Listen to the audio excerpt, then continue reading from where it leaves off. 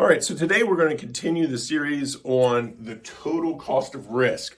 And again, we take an approach where we're not just looking at what your insurance premiums cost, but we're looking at how risk affects your whole organization. And there are some components to the total cost of risk that I wanted to go over in this series. We've already talked about premium a lot. And the next thing that I want to talk about is risk retention. So risk retention, and then the next thing I'm going to talk about is self-insurance. And they're similar but different. So with risk retention, that is where you're aware of a risk and you've transferred a portion, maybe a significant portion of that risk to an insurance carrier or contractually or some sort of risk transfer mechanism that has gotten the risk from your organization onto a third party. A good example is property insurance. The risk of fire to your property, you've transferred that to your property insurer.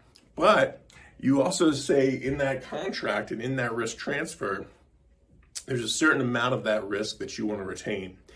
And sometimes risk retention is known, and sometimes it is unknown. Known is going to be a deductible, right? So you have a property, it's insured for $1 million, and you've put a $10,000 deductible on it, right? That is going to be a known retention of risk. If you have a fire, you're going to pay the first $10,000 of that fire claim. Unknown has to do with values, and I'll just put co-insurance. So let's say you have $1 million building, it's insured for $1 million, but its actual replacement cost is $2 million, and you have an 80% co-insurance clause, which means that you're short by 30%. There's going to be a penalty if that building burns to the ground.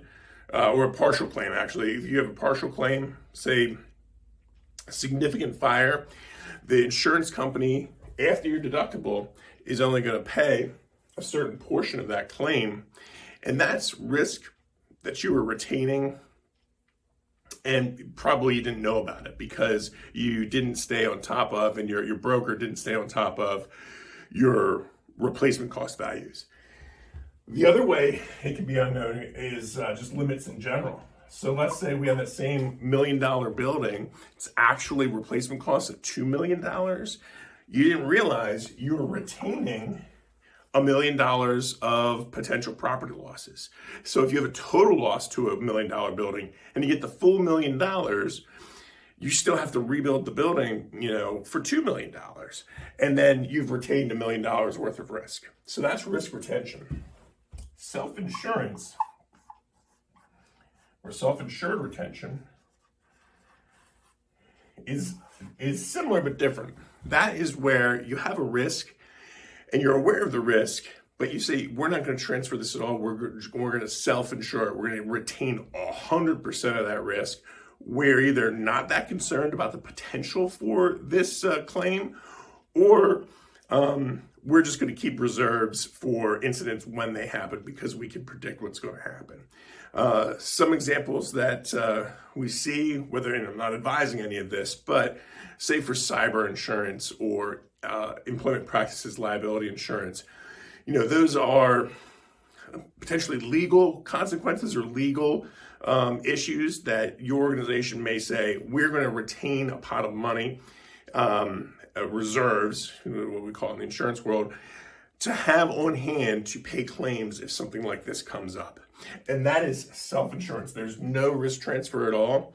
You can cap your risk retention if you're on top of your limits and you're going to be avoiding co-insurance and you have the right limits, then your deductible is going to cap how much you retain. With self-insurance, it's a much riskier game, right? There's a higher cost of risk associated with self-insurance because the actual cost of those claims when they come in can vary wildly. So Again, these are things you need to consider and think about when we're talking about your organization's total cost of risk. And again, most brokers just talk about one piece of your risk, and that's your insurance protection. And as you can see, there's many other things that come into play, both how that insurance interacts with your total cost of risk and whether or not you're self-insuring. You may be self-insuring things you didn't realize you're self-insuring too. Next video, we're going to talk about the soft cost of claims. And again, that is part of your total cost of risk. And here, our whole goal is to lower your total cost of risk, not just get you the lowest premium, because that's only one piece of it. We'll talk soon. Thanks.